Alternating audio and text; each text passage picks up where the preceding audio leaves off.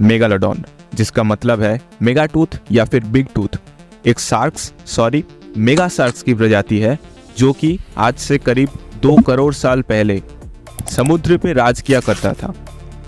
ये विशाल जीव 50 से 60 फुट लंबे होते थे, जो कि आज के ग्रेट व्हाइट शार्क से 3 गुना बड़ा है और एक एवरेज ह्यूमन बीइंग से 10 गुना बड़ा। लेकिन आज से लगभग 36 लाख साल पहले मेगालोडॉन्स इस पृथ्वी से विलुप्त हो गए। तो नमस्कार बहनों और भाइयों, आखिर क्या ऐसा कारण था जिसने मेगालोडॉन्स जैसे बीस्ट को पृथ्वी छोड़ने पे मजबूर किया? क्या वो एस्टेरॉयड के टकराने की वजह से मारे गए या फिर कोई और जीव था जो कि मेगालोडॉन्स को टक्कर देने की हिम्मत रखता था? और हाँ, इस वीडियो में एक बोनस भी मिलेगा, तो आखिर तक बने रहे। आपको स्क्रीन पे मेगालोडॉन की कुछ तस्वीरें दिख रही होंगी, लेकिन आपको ये जान के हैरानी होगी कि असल में साइंटिस्ट ने इस विशाल जीव का कोई एक्यूरेट साइज और बॉडी स्ट्रक्चर दे ही नहीं पाए। क्यों? वेल, इसका आंसर काफी सिंपल है। मेगालोडॉन्स की बॉडी बनी होती है कार्टिलेज से, जो कि काफी सॉफ्ट मटेरियल है अगर बोन से कंपेयर किया जाए तो। इसलिए हम लोगों को इसके ज्यादा अवशेष मिले नहीं, सिवाय इसके टीथ, वर्टिब्रल कॉलम और कॉप्रोलाइट्स के। जिन लोगों को नहीं पता, बता दो कि कॉप्रोलाइट्स का सीधा मतलब है फॉसिलाइज्ड टट्टी। ओके जी हाँ, faecal matters of animals can also be fossilised. लेकिन इससे भी बड़ा सोचने वाली बात यह है कि साइंटिस्ट्स को पता कैसे चलता है कि कौन सी टट्टी किसका है? आखिर गेस कैसे करते हैं कि ये वाला सांप का, ये वाला शायद व्हेल्स का, नहीं शार्क्स का, और ये तो पक्का मगरमच्छ का? काफी इंटरेस्टिंग सवाल है, लेकिन ये थोड़ा ऑफ टॉपिक जा रहा है, तो टॉपिक पे वापस आते हैं। मेगालोडॉन के एक्सटिंक्शन रीजन को समझने से पहले इसके कुछ बेसिक बिहेवियरल ट्रेट्स जानना जरूरी है।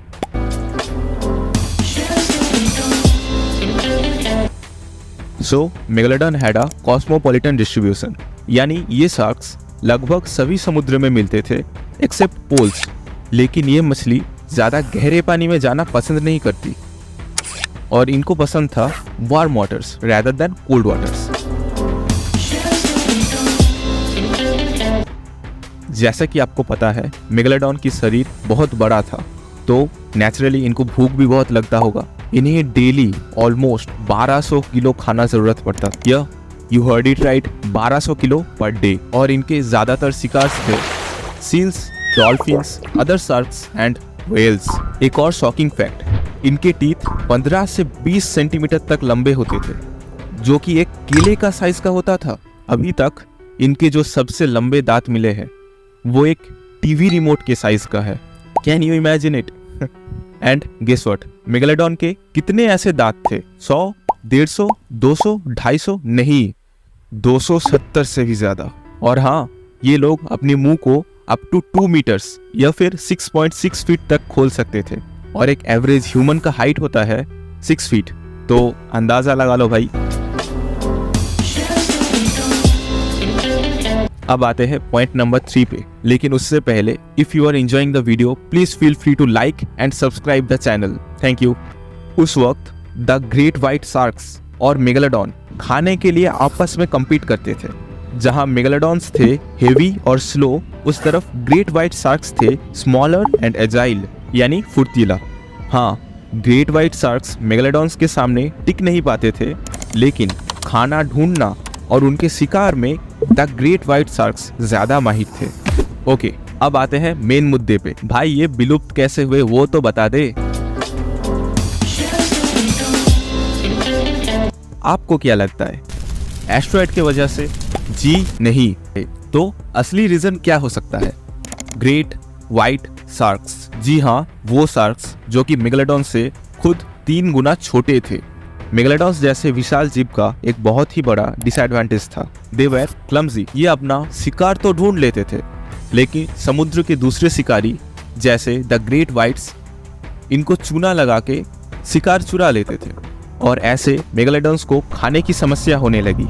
उसके अलावा मेगालोडॉन्स कैनिबल्स भी थे, यानी कठोर परिस्थिति में ये लोग अपने बच्चों को भी खाने में हिचकिचाते नहीं थे। इन्हीं सब कारणों की वजह से मेगालोडॉन्स की संख्या कमने लगी। तो छोटे शिकार जैसे कछुआ, सील, मछली तो द ग्रेट व्हाइट्स ले गई, लेकिन अभी भी उम्मीद था मेगालोडॉन्स का, जो कि है बड़े शिकार जैसे वेल्स।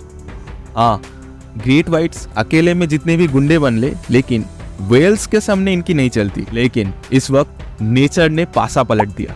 क्लाइमेट अचानक ठंडा होने लगा और वेल्स का पसंदीदा डिनर यानी krills started shifting towards poles, north pole to be very specific.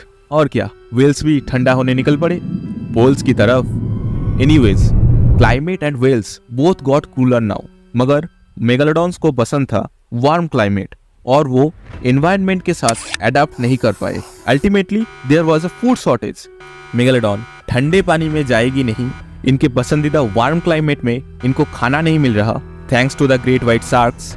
ऊपर से वेल्स भी इनका साथ छोड़ के चले गए।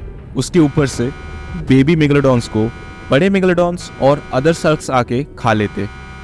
Thus, the Megalodon legacy finally came to an end. मेगालोडॉन्स हो गए विलुप्त। अब कुछ लोग और उनके कंस्पिरेसी थ्योरीज बोलते हैं कि मेगालोडॉन्स अब भी जिंदा है, छुप के बैठे हैं किसी कोने में, क्या पता मारियाना ट्रेंच की गहराइयों में। लेकिन मुझे ऐसा नहीं लगता। काहे मेगालोडॉन ज्यादा गहरे पानी में जाना पसंद नहीं करते, और इतना बड़ा जीव क्या सच में इंसानों के नजर से छुप सकते हैं? Really I don't think so.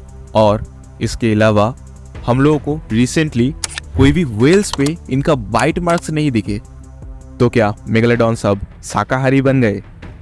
और इंसान जिस तरह से दूसरे मछलियों को शिकार कर रहा है, अभी तक तो पक्का मेगालोडॉन्स फूड शॉर्टेज में मर गए होंगे। Goodbye. बस आज का टॉपिक यही खत्म होता है, लेकिन एक बोनस है। रुक जाओ, जाना नहीं। What if the megalodon were still alive? हाँ, साइज में थोड़े बड़े थे, लेकिन इंसान खा लेंगे। अब तक लोग सिर्फ शार्क फिन्स खाते थे, अब मेनू कार्ड में एक नया आइटम ऐड हो जाएगा। ऐसी क्या बात? Okay, on a serious note, अगर मेगालोडॉन्स आज भी जिंदा होते तो अभी का मेरीन लाइफ कुछ अलग ही दिखता। बाकी के प्राणी मेघ से बचने के लिए खुद को अडेप्ट कर लेते नए तौर तरीकों से, और इंसान अपनी आज़ादी से बीच सर्फिंग और बीच पार्टीज कर नहीं पाते जैसा अभी के टाइम करते हैं। और नाव लेके समुद्र में जाना खतरों से खाली नहीं होते। बस और क्या, समुद्र आज के टाइम जितना सेफ है शायद उतना नहीं होता। बस और क्या, मेगालोडॉन थोड़ी ना जमीन पे तैरने आ रहा। Thank you for watching till now. Please like the video and for more awesome content.